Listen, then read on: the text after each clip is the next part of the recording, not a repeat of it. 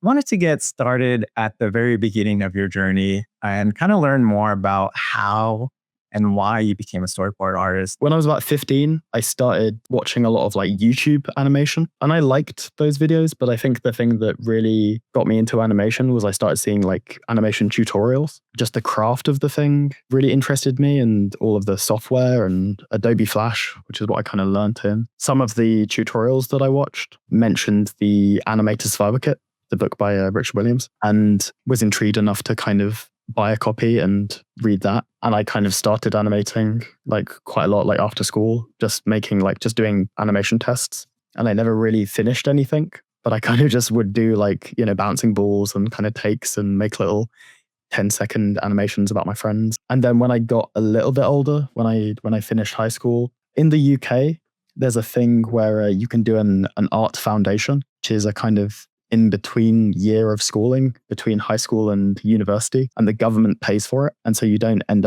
basically get a year of university for free. It's a year where you kind of do sculpture and you do fashion and you kind of learn all of these different artistic disciplines. And then you eventually specialize, and I kind of specialize in film and animation. I found out about storyboarding that year, and I had storyboarded things before, but I think that was the year where I kind of started looking into it and seeing all of the American, like, at the time, TV storyboard artists.